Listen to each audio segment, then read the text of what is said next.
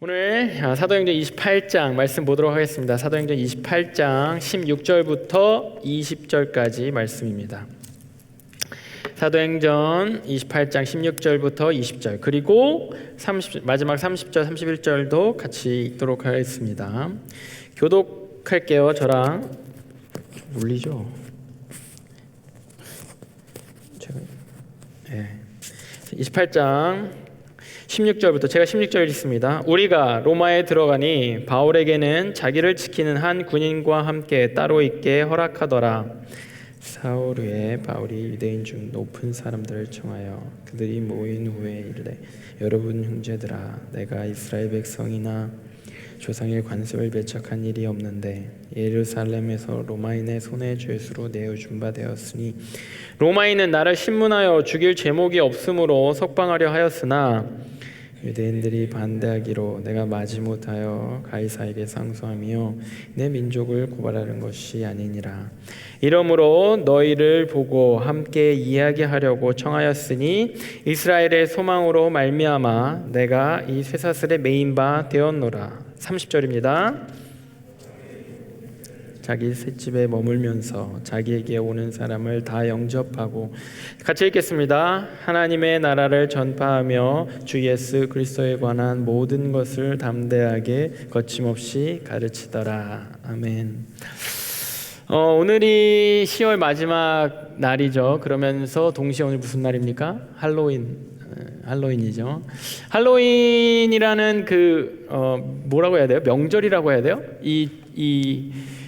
이 날이 사실 이 할로윈이라는 이름도 그렇고 원래는 이제 크리스찬적인 캐톨릭적인 문화에서 왔습니다. 10월 31일이 할로윈이고 11월 1일이 무슨 날인지 아세요? 우리는 사실 잘 지키지는 않죠. 근데 캐톨릭 쪽에서는 All Saints Day라고, 모든 이제 세인트가 많잖아요. 그 캐톨릭에서는 그 모든 세인트들을 이렇게 기리는 그러한 날이 All Saints Day이고, 그 전날이 할로윈인 거예요. 할로윈이 세인트가 이제 또 다른 말로 할로우라는 뜻인데, 할로우의 그 할로우를 기리는 All Hallow Day의 Eve 해가지고 할로윈이 됐어요.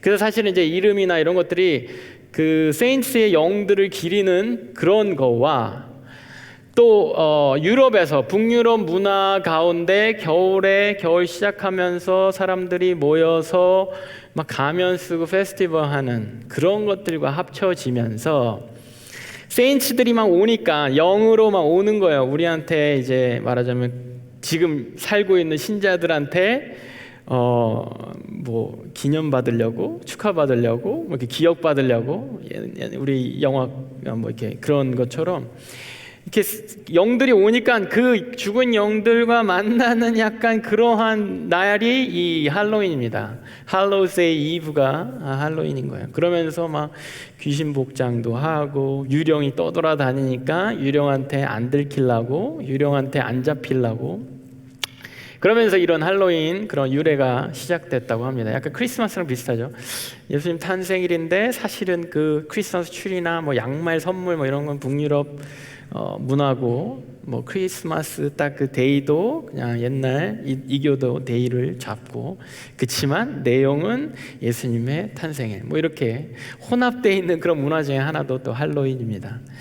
세인트데이처럼 많은 성인들, 또 많은 우리 믿음의 조상들, 캐톨릭은 정말 좀 영적으로 죽은 그 영에 대해서 되게 신성시하면서 그것을 이제 기리지만은, 사실 우리가 지난 수개월 동안 우리가 사도행전 시리즈를 통해서, 사도행전 시리즈가 언제 시작하는지 기억하세요? 기억이 나시나요? 7월 중순쯤부터 시작했어요. 그러니까 10월 말이니까 한 3달 한 거죠. 3달 동안 우리가 대장정을 거치면서 수많은 또 사도행전 안에 있는 우리가 다루지 않은 또 사도들도 있습니다. 다루지 않은 인물들도 있는데, 수많은 사도들, 믿음의 조상 선배들, 이런 인물들을 우리가 봤어요. 한번 열거해 볼 테니까 기억나는지. 베드로 뭐 유명하니까 베드로, 요한, 스데반 기억나세요? 빌립 기억나십니까? 바나바 기억나세요? 마가, 그 다음에 야고보, 루디아 기억나세요? 그 그 다음에 브리스길라와 아굴라 부부, 아굴라 브리스길라 부부, 그 다음에 그들의 직장 동료였던 아볼로, 기억나세요?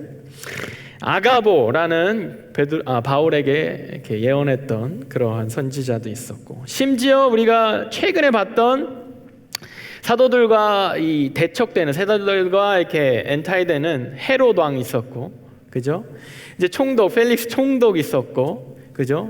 베스도라는 총독도 있었고, 아그리빠 왕, 우리가 얼마 전에 봤는데, 그런 사람들까지 해서 우리 한번 포스터 보여주시겠어요? 이거 우리가 사도행전 시리즈를 시작하면서 만들었던 포스터입니다. 우리 이삭 간사님이 이렇게 만들었어요. 이거 사실 뭐 어디서 따온 게 아니라 이삭 간사님이 만든 건데, 이삭 간사님에게 마음속으로 조용히 박수를 한번 보내주시고, 많은 성도들 뭐 누가 누군지는 모르겠으나 이런 많은 사람들을 우리가 만나게 될 것이다 라는 생각으로 이렇게 사도행전 시리즈가 시작됐고, 오늘 이렇게 드디어 마무리가 되게 됩니다.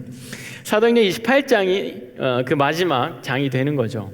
근데 여러분들 사도행전 28장을 따로 읽어본 적이 있는지 모르겠는데, 사도행전 28장을 쭉 읽어보면 이제 마지막 장이잖아요. 이제 이 대장정, 이 사도들의 이야기, 스토리, 복음 전파의 스토리가 딱 마무리가 되는 장이 사도행전 28장인데, 이 스토리가 끝나는 장이 28장인데, 어찌됐건 이 이야기가 끝나는 그 지점이 28장이 마지막인데, 가만히 읽어보면요, 이게 한번 읽어보세요, 여러분들. 오늘 집에 가서 중간에 끊긴 느낌이에요. 이게 뭐냐면 뭔가 이렇게 쫙 클라이막스로 쫙 올라가다가, 사도들의 그 활약이 쫙 올라가다가, 사도행전의 사도들이라는 믿음의 공동체적인 그런 포인트 오브 뷰를 봐도 그렇고, 아니면 마지막 막판의 주인공이었던 사도 바울의 인생 아니면은 선교 사역의 그런 포인트 오브 뷰로 봐도 그렇고, 뭔가 쫙 분위기가 올라가다가 클라이막스에서 분위기가 뚝 끊긴 약간 그런 부분이에요. 바울이 막 예수님 믿고 회심해서 이제 선교를 막 시작하죠. 막 전도를 하죠. 막 고난을 받아도 막 계속 전도하고 교회를 다니면서 세우죠. 몇 주 전에 배웠듯이 우리 아가보한테 막 그런 예언을 들어도 목숨 걸고 예루살렘에 들어가죠. 예루살렘에 결국 로마까지 가야 된다는 그 말씀, 그 예언 때문에 뭐 총독 앞에서, 뭐 아그리빠 왕 앞에서 막 변론하고 얘기하고, 뭐 자기 변론 안 하고 예수님에서 전하고, 안 되겠다, 풀어줄 수 있었는데 안 되겠다 하고, 이제 로마 황제 있는 대로 갑니다. 로마 황제 있는 대로 가는 중에 지난주에 풍랑 만났죠. 풍랑 만나고 겨우 28장의 8절에 이제 겨우 육지에 다다라서 로마에 도착합니다. 그러면 왕이라도 만나고 뭔가 왕하고 이렇게 담판을 짓고 뭔가 이렇게 모르겠어요. 뭐 어떠한 결론이 날지 모르겠지만 왕 앞에서 말 한마디는 하고, 로마 황제 앞에서 말 한마디를 하고, 바라기는 뭐 왕이 회심하던지, 뭔가 왕이 안 되겠다, 너도 없어져야겠어, 그러면서 뭔가 사형에 처하던지 장렬하게 죽든지 스토리가 쫙 이어져야 되는데, 왕도 안 만나고 그냥 28장에서 로마에 도착했다라고 하고 그냥 끝이 나고 맙니다. 약간 몇 년 전에 인피니티 워, 뭐 엔게임 이런 거에서 이 어벤져스들이 지구를 침략하는 거대한 무리인 타노스의 소식을 듣고 막 이렇게 집결하는데, 타노스랑 싸워봐야 될 거 아니에요. 싸우지도 않고 영화가 끝난 그런 느낌. 타노스를 만나지도 않고 영화가 끝난 느낌. 끝판왕을 만나야 되는데 끝판왕은 뭐 약간 인피니티 워 봤을 때 제가 되게 허무했거든요. 약간 이거 이렇게 끝나는 건가? 엔드게임 나오기 전에 이렇게 끝나는 건가? 약간 이런 허무함. 그보다 더한 허무함이에요. 그건 타노스라도 만나지, 그 데이노스랑 이렇게 결투라도 한번 해보지, 끝판왕이라도 만나지. 근데 끝판왕인 로마 황제 만나지도 않고, 이 사도행전이, 사도 바울의 행적이, 사도들은 또 어디에 있는지, 사도들은 어디서 뭘 하는지, 뭔가 마무리 없이 그냥 사도행전이 끝나버리고 맙니다. 황제에게 재판받으러 왔는데, 로마에 온 목적이, 로마에 간 목적이 황제 만나려고, 끝판왕 만나서 복음을 전하든지 뭐 재판을 받든지 뭐 어떠한 일을 하려고 온 건데, 거기에 대한 이야기, 설명 아무것도 없고, 바울이 무죄로 풀려나서 세계 선교가 풀리든지, 아니면 바울이 거기서 처형을 당해서 그거에 대한 슬픔과 그거에 대한 뭐라 할까요? 오히려 동기유발을 사도들에게 일으켜서 다음 사도가 뭐 그 임무를 완수하는 그런 시즌 2를 예고하든지, 뭔가 그런 거 없이 왕도 못 만나고 뭐 아무것도 없이 로마에 도착했어. 그러고 끝. 28장 초반에는요, 더 약간 이상한 생뚱맞은 그러한 내용이 나옵니다. 로마 가는 도중에 이 멜리데라는, 지금으로 치면 몰타 섬인데, 이 멜리데라는 섬에 배가, 풍랑을 만나서 표류하던 배가 한번 멈춰요. 그 멜리데라는 이상 원주민 섬에 뭐 이름도 못 들어본 그런 원주민 섬에 멈춰서, 바울도 계획이 없던 거예요. 멈춰서 그 섬에서 사람들이 잠깐 쉬려고 나오고, 원주민들은 그들을 또 어떻게 잘 따뜻하게 맞이하고, 그 가운데 사도 바울이 독사 뱀에게 물리고, 뱀에게 물렸는데, 독사한테 물렸는데 이걸 안 죽는 걸 보고 원주민들이 깜짝 놀라고, 당신은 신인가요? 이러면서, 당신은 신으로 모시겠습니다 뭐 이러면서. 근데 바울은 그러지 말라고. 그런 가운데 그 땅에 멜리데라는 섬에 유력한 사람인 것 같은 뭐 추장, 뭐 원주민 대장, 뭐 이런 사람의 그 집안에 있는 병자를 바울이 이렇게 고쳐주고, 그 사람들이 또 너무 좋아하고, 그러고 또 이제 로마로 가요. 이런 이야기가 흐르다가 이런 인설트가 있잖아요. 무슨 멜리데 섬의 스토리가 딱 들어가면은 이 인연이 나중에 무슨 뭐 다시 만나는 인연이 된다던가 뭐 이런 것도 없이 그냥 로마로 도착하고 끝납니다. 아니, 멜리데 섬 스토리는 왜 들어간 거야?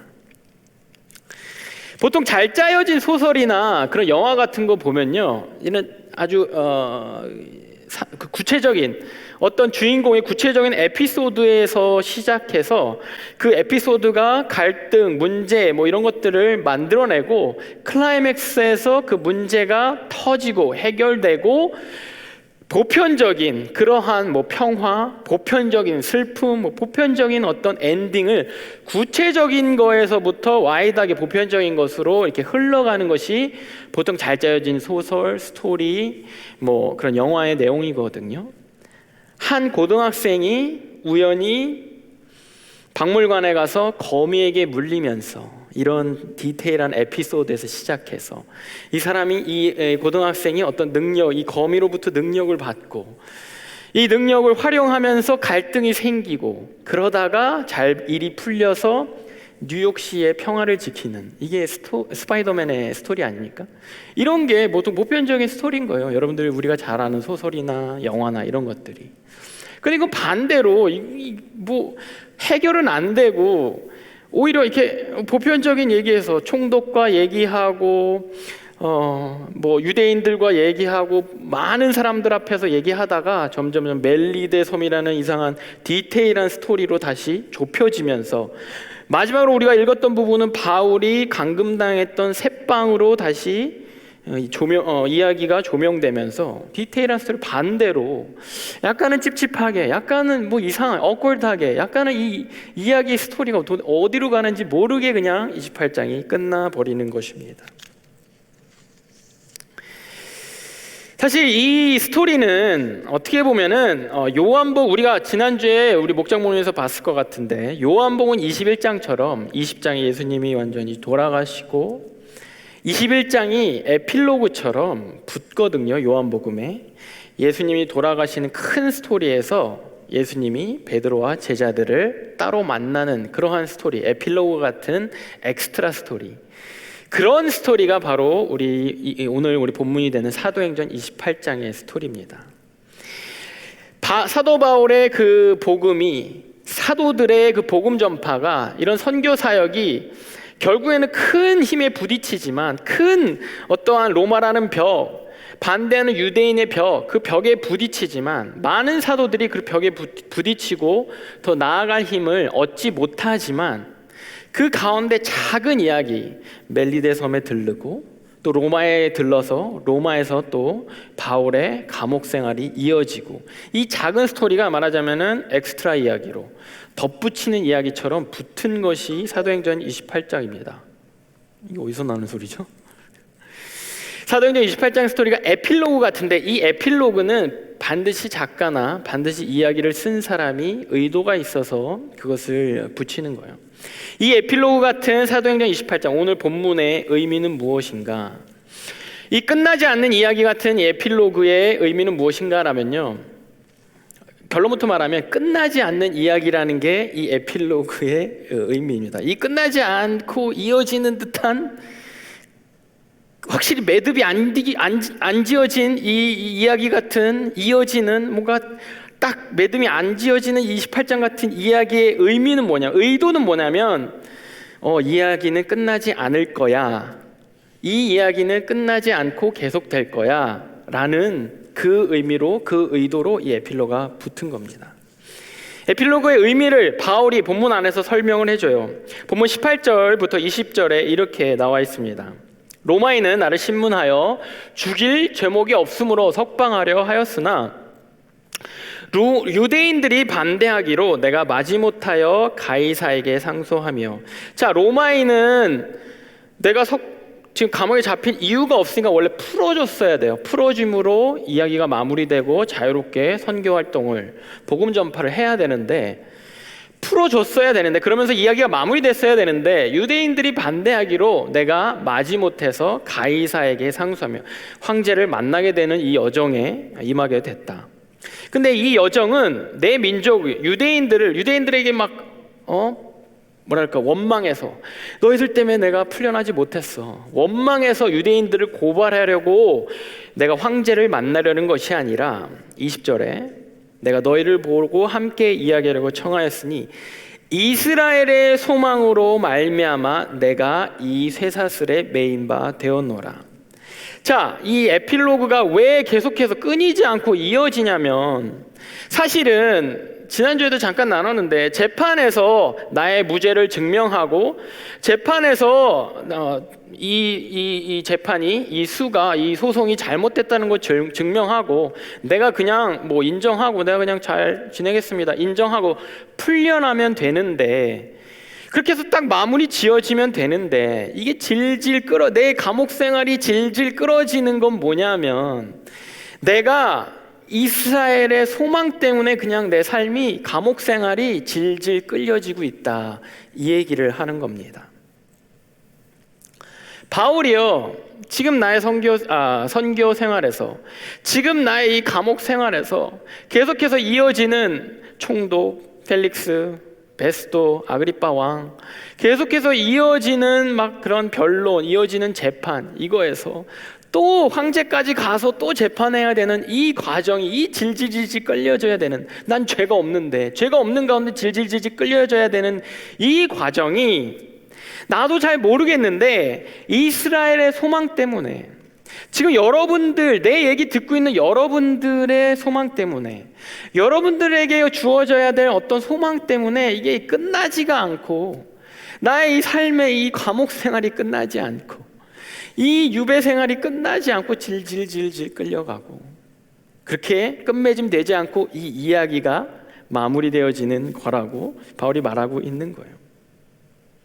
바울이 지금 로마에 온 이유가, 우리는 끝판왕 만나러 온 줄 아는데 사실은 그렇잖아요. 멀리서 봤을 때 끝판왕 만나러 온 거죠. 황제를 만나서 뭔가 결판 내야 되는데, 바울이 여기 로마에 온 이유는 나도 모르겠는데, 내가 황제 만나서 끝장 보려고 온 게 아니고, 내가 황제 만나서 뭔가 해결 보려고 온 게 아니고, 내가 황제 만나서 세계 성경에 불꽃을 팍 이렇게 지피려고 온 게 아니고, 나도 모르겠는데 내 백성, 이스라엘 백성들의 소망을 위해서 여기까지 질질질 끌려서 왔다.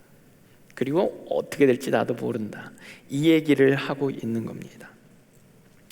바울은 이스라엘 복음의 소망을 위해서 쇠사슬에 묶였고, 그것이 스스로 내가 쇠사슬에 묶였어, 내가 나를 내어준 바 되었어, 내가 무죄하지만, 억울하지만 그냥 묶는 거에 대해서 반항하지 않았어요를 설명하는 거예요. 내가 소망이 있다면, 나의 백성에게 소망이 있다면, 그래, 내가 묶이던, 감옥에 들어가던, 어떤 고문을 받던, 그냥 내가 이 억울한 생활에, 이 여정에 질질 끌려가는 이 고문 생활에, 힘든 생활에 내가 그대로 가겠다고.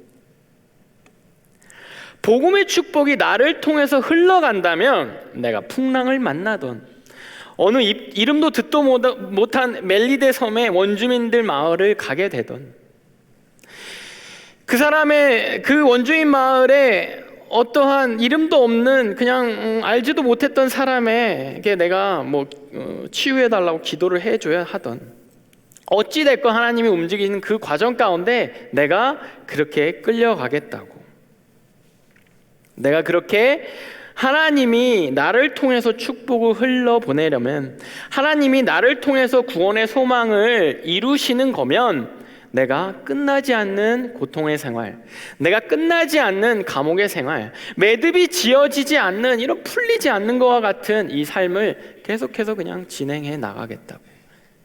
거기가 이스라엘이 되었건, 멜리데 섬이 되었건, 바다 한가운데가 되었건, 배 위가 되었건, 로마가 되었건, 그건 나한테 큰 중요한 일이 아니라고 하는 말입니다.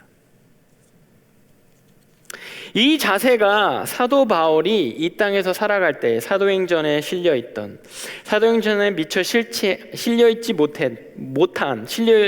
못한 그 사도행전의 일평생을 끌고 가는 그 삶의 방향이었던 것입니다. 하나님이 나를 통해서 축복을 흘려보내고 누군가에게 소망을, 구원의 소망을 주는 거면, 내가 어디 있건, 어느 자리에 있건, 감옥에 있건, 배 위에 있건, 풍랑을 만나건, 로마에 잘 도착했건, 로마에서도 감금 생활을 하건 상관없이 똑같이 나는 그 삶의 태도를 유지하겠다라고 말하고 있는 겁니다. 그래서 사도행전, 성경 전체에서요, 예수님의 사도들, 또 예수님을 따랐던 1세대 그 믿음의 선배들, 그들이 어떻게 종말을 맞이했는지, 어떻게 끝났는지에 대한 이야기가 나와 있지 않아요. 이례적으로 스데반하고 야고보, 예수님의 제자 중에 요한의 형제 야고보, 이 둘의 스토리가, 죽음의 스토리가 사도행전에 나와요. 그 외에는 여러분들 누가 어떻게 죽었는지 성경에서 예수님의 제자들 본 적 있어요? 그런 버전이 있다면 저에게도 소개시켜 주시기 바랍니다. 없어요. 어떻게 죽었는지 몰라요. 예수님의 제자들이 그렇게 날고 기면서 그렇게 엄청난 기적과 복음의 그 말씀의 영향력과 그런 폭발적인 또 고난도 받고 그러한 삶을 사는데, 어떻게 엔딩을 했는지, 어떻게 그 삶이 끝났는지 성경이 다루고 있지 않아요. 지금 사도행전 28장처럼 그렇게 그냥 사역하는 모습을 단편적으로 여기저기 부분적으로 보여주다가 그냥 끝나요. 되게 중요한 인물들인데, 구약은 그래도 아브라함이 어떻게 죽었는지 어느 정도 나오고, 모세가 어떻게 죽었는지 어느 정도 나오는데, 신약에서 예수님을 통해서 복음을 갖고 이 세상 가운데 복음을 가지고 나아갔던 그 제자들, 사도들, 그들의 이야기, 1세대 그 집사들의 이야기, 1세대 믿음의 선배들의 이야기, 그 엔딩이, 마무리가 그 어디 하나 제대로 그려지지 않아요. 설명되어지지 않아요.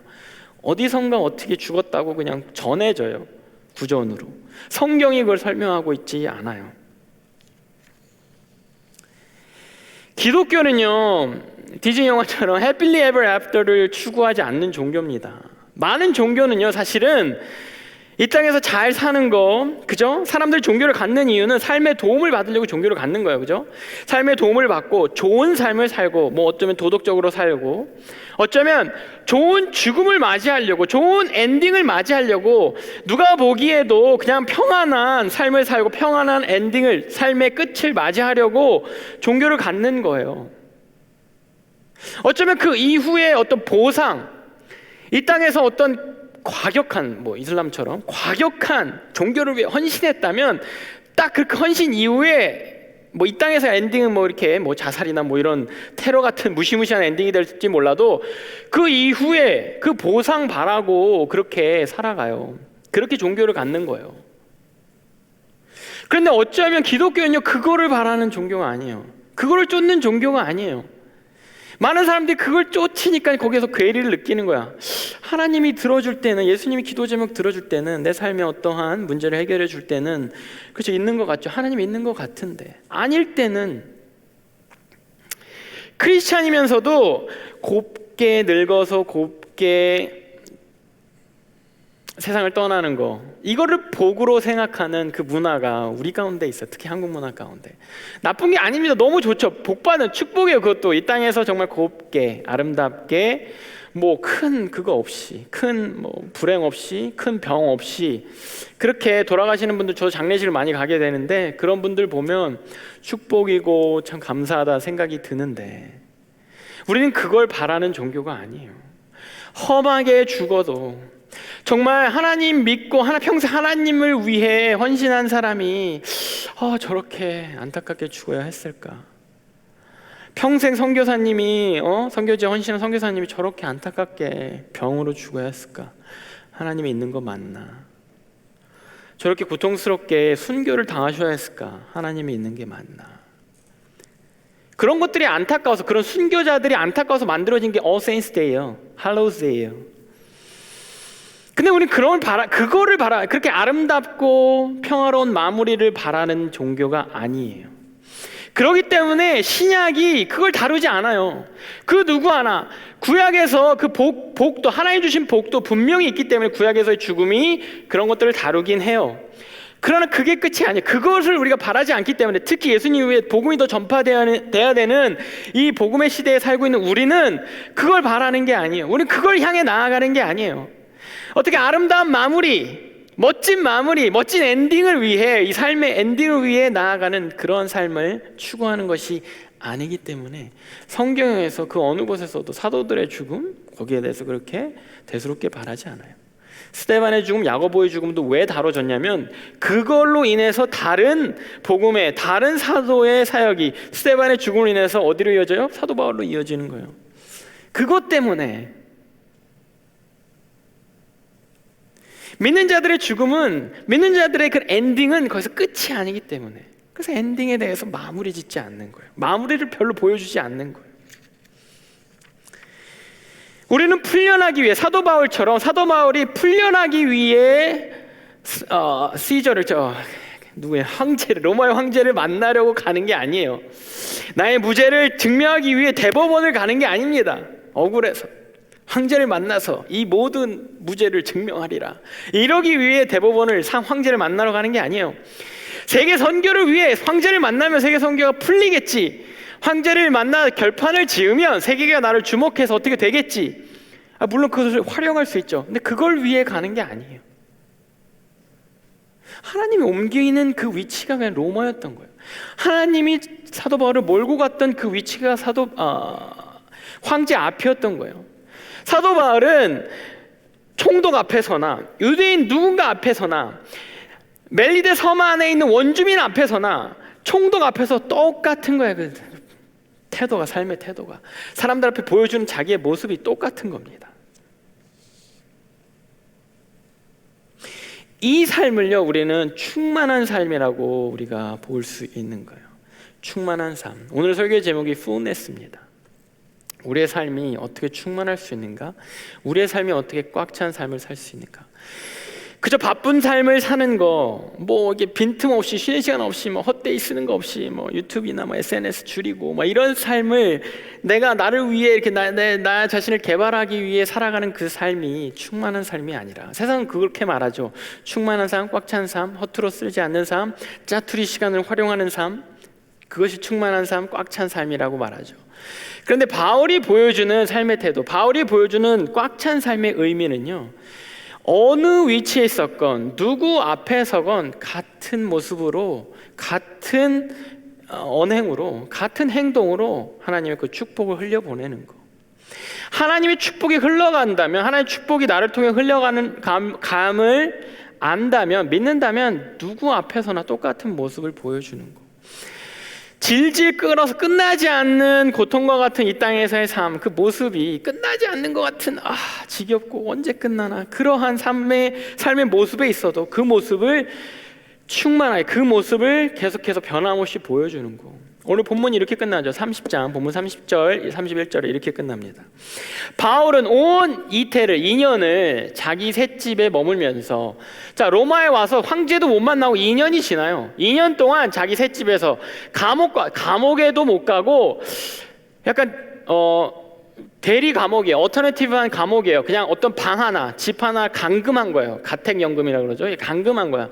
그 2년 동안 그 연금대 나가지 못해요. 나가지 못하지만 그 안에 머물면서 자기에게 오는 사람을 다 영접하고, 31절, 하나님 나라를 전파하며 주 예수 그리스도에 관한 모든 것을 담대하게 거침없이 가르치더라. 이러고 31절 하고 이제 끝나요. 이게 진짜 사도행전의 끝 라스트 버스예요. 이게 지금 사도 바울이 새롭게 하는 겁니까? 스파이더맨은 고등학교 생활 가운데 이제 그냥 평범한 고등학생이다 이제 스파이더맨의 새 삶을 살아가더라 이렇게 되잖아요. 뉴욕의 평화를 지키며 혹은 뭐 세계 평화를 지키며.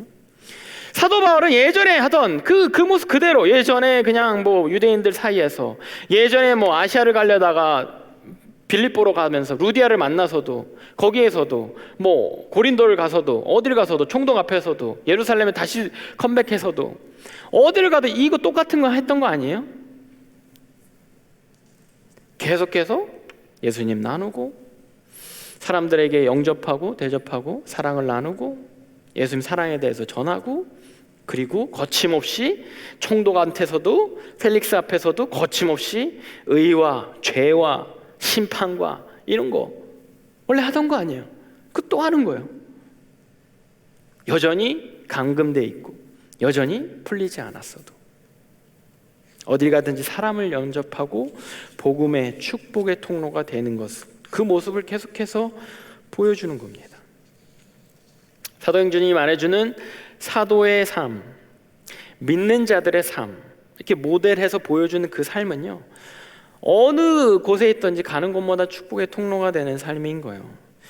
복음의 축복의 통로, 구원의 축복의 통로, 예수님을 전파하는 그 통로가 되는 삶을 사는 거예요. 그러니까 어떻게 죽는가, 어떻게 삶을 마무리하는가, 어떠한 업적을 이루었는가 별로 중요하지 않은 거예요. 사도들이 어떤 업적을 얼마만큼 이루었는가 별로 중요하지 않아요. 다루지 않아요. 사도 베드로가 어디에 교회를 세우고 뭐 이것들에 대해서 마무리하지 않아요. 그냥 어딜 가나 똑같았으니까. 충만한 삶, 꽉 찬 삶은요, 언제 죽어도 아쉽지 않은 삶입니다. 내가 오늘 죽어도 아쉽지 않아요. 왜? 내일도 똑같을 거니까. 이게 오늘도 뭐 이 모양이고 내일도 이 모양이고 이런 스캡틱한 이러한 허무적인 내용이 아니라 오늘도 예수님 전하고 오늘도 그냥 축복의 통로로서 내가 있는 자리에서 축복의 통로의 삶, 사람들 영접하고 물오면 예수님 대해서 가르치고 거침없이 뭐 저 사람이 날 싫어하고 미워하고 감금하고 뭐 핍박하고 거침없이 예수님에 대해서 얘기하고 내일도 내 주위 사람들 영접하고 그 사람들에게 거침없이 저 사람이 싫어하건 좋아하건 미워하건 뭐 어쩌건 핍박하건 나랑 절교하건 예수님에 대해서 가르치고 얘기하고,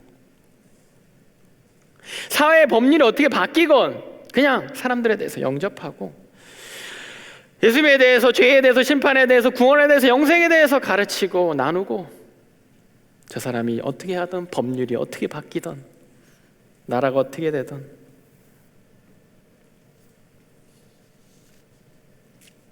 그러니까 오늘 죽던 내일 죽던 내일 모레 죽던 다음 주에 죽던 똑같은 겁니다. 내가 하고 있던 일이, 내가 하나님 앞에서 하고 있는 일이 똑같은 거예요. 언제 죽어도 미련이 없는 거고, 또 죽지 않고 내가 장수하고 오래 산다고 해도 같은 모습으로 계속해서 살아갈 거기 때문에. 빌립보서 1장 20절에서 21절에 바울이 이렇게 설명하고 있어요.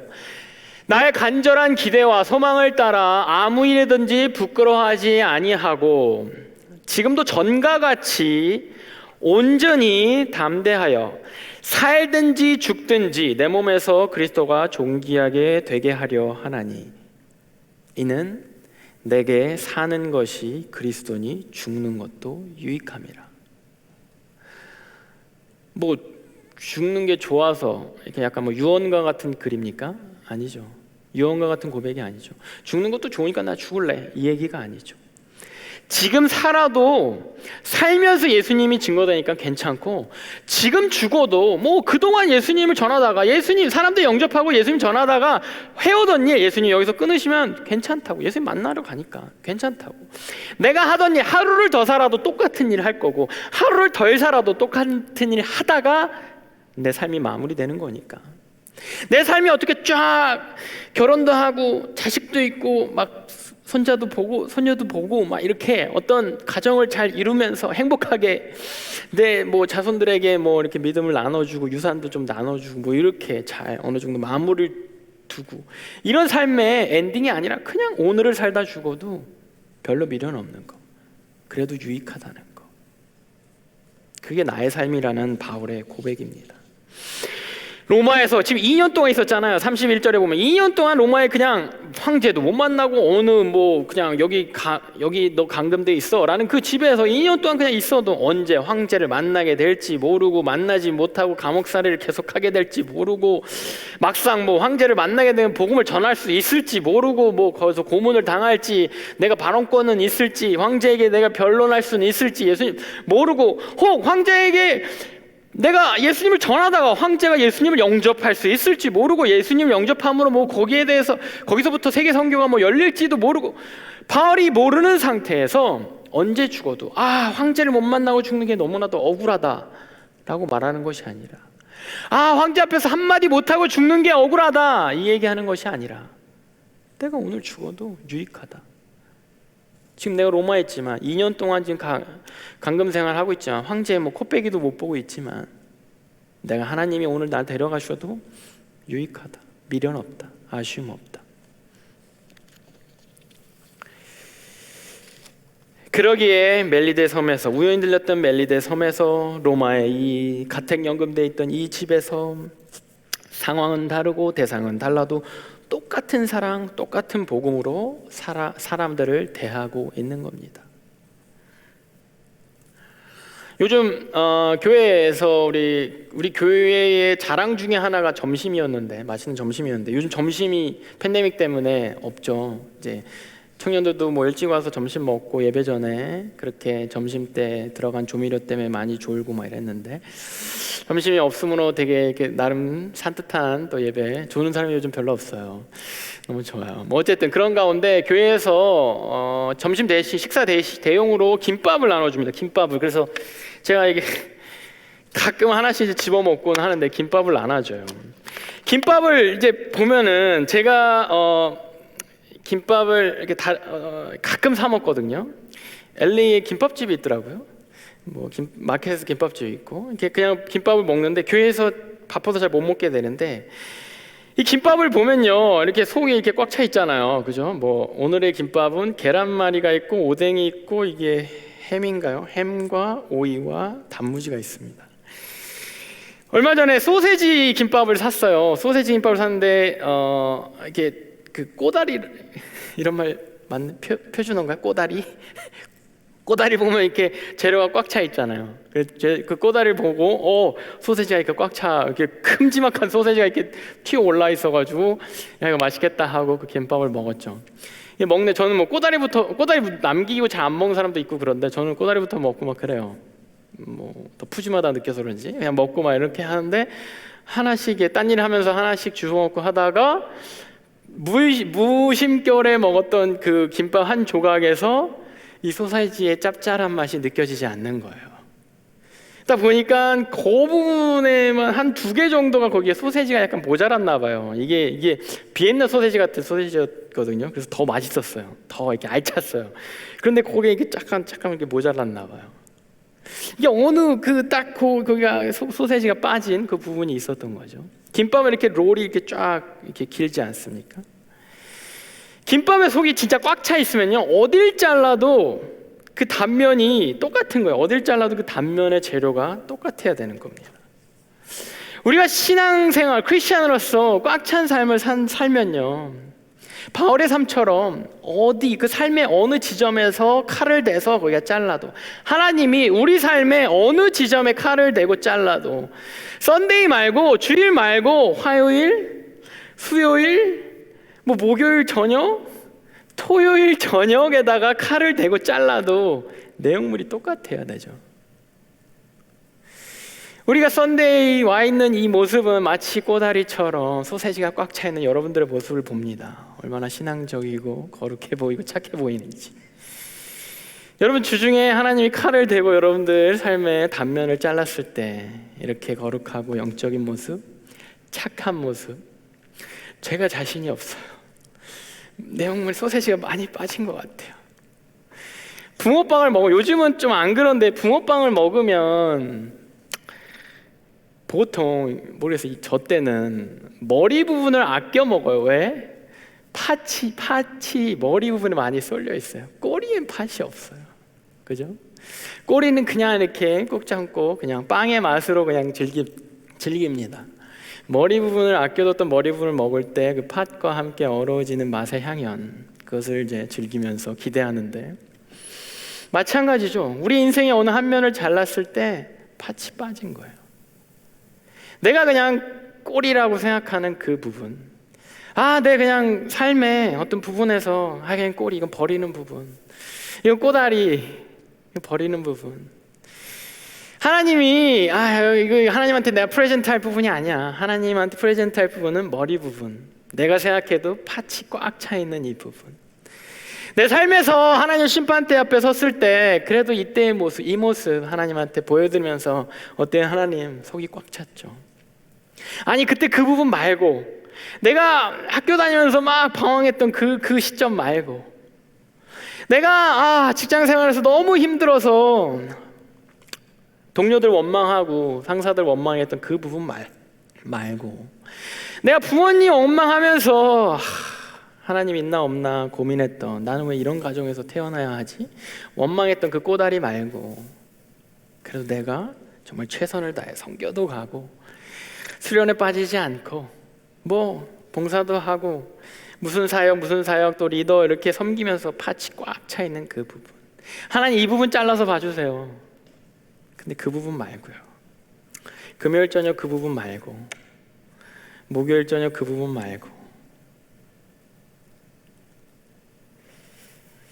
하나님 우리 삶에 어떤 부분에 칼을 대고 자를지 모릅니다. 그것이 무서워서 속에 신경 쓰세요, 이런 것이 아니라, 그런 의미에서 사도행전 마지막 이 28장 에필로그에서 사도 바울의 삶이 그렇게 마치 김밥의 어느 한 중간을 쓱 잘라놨듯이, 마무리되지 않고 붕어빵 어느 한 중간 쓱 잘라놨듯이 그 단면 한 면 보여주면서 사도행전 28장이 끝나는지도 모르겠습니다. 여전히 바울은 똑같은 모습으로 사람들 영접하고 오는 사람들에게 거침없이 하나님, 예수님 전하고, 그렇게 바울의 삶은 아마도 이어갔을 것이에요 라고 사도행전은 끝났는지도 모르겠습니다. 사도행전의 이 끝은, 이 에필로그는, 이 끝 마무리는 바울의 이 삶뿐만 아니라 한 부분 더 눈여겨봐야 할 부분이 있습니다. 본문 16절, 오늘 본문 16절이 이렇게 시작하죠. 우리가 로마에 들어가니 바울에게는 자기를 지키는 한 군인과 함께 따로 있게 허락하더라. 바울의 이 모습, 변함없는 그런 믿는 자의 삶, 변함없는 그런 이 바울의 모습을 함께하고 함께 지켜봤던 사람들이 있어요. 우리가라고 표현됐던, 정확히 누구인지 모르겠어요. 정확히 누구인지 나와 있지 않습니다. 그런데 단 한 명 확신한 사람은 이 사도행전을 마무리하는 이 글을 누가 썼겠어요? 사도행전의 저자 언급했는데 누구인지 기억나십니까?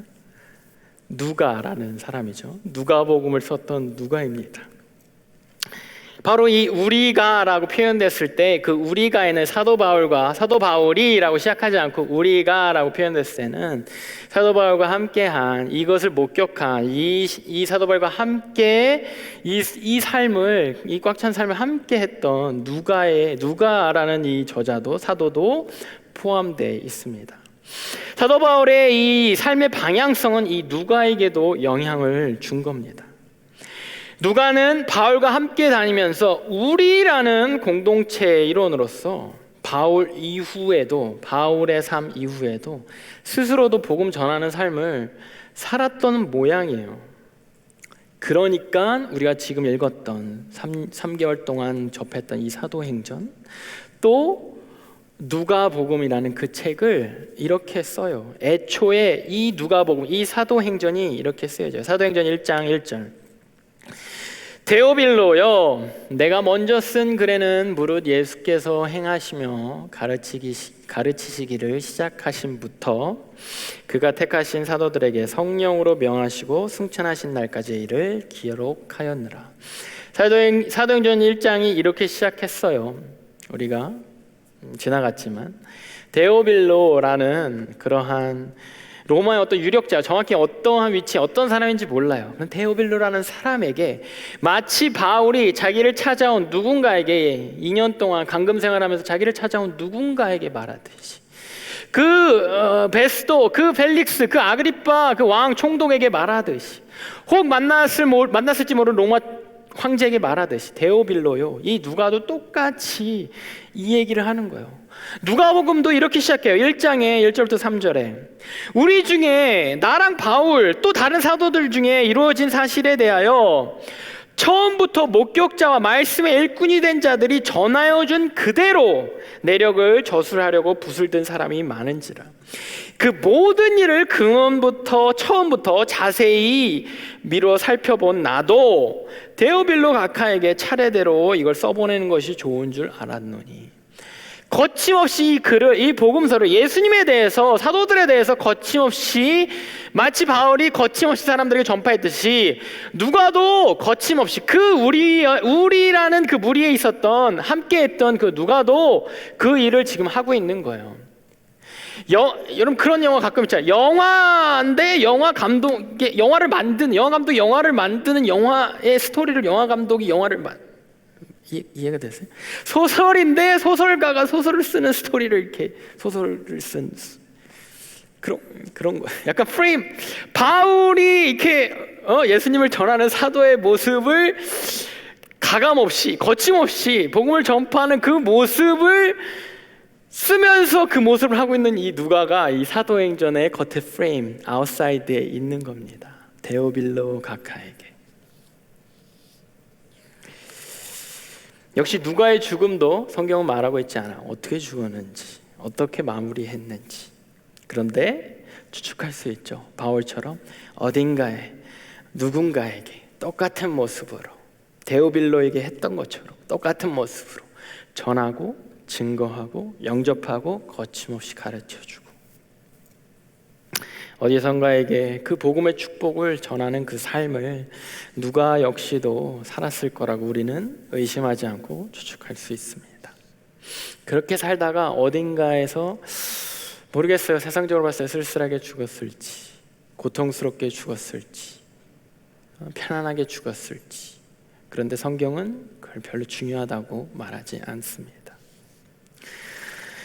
여러분들 그동안 신앙생활 하면서, 앞으로 신앙생활 하면서 어떤 것을 바라보고 어떤 방향으로 우리가 나아가기를 원하십니까? 신앙생활에 거창한 어떤 비전과 어떤, 지난주에 우리가 나눴죠. 목장에서 비전, 꿈에 대해서 어떤 거창한 비전을 향해서 나아가고 있습니까?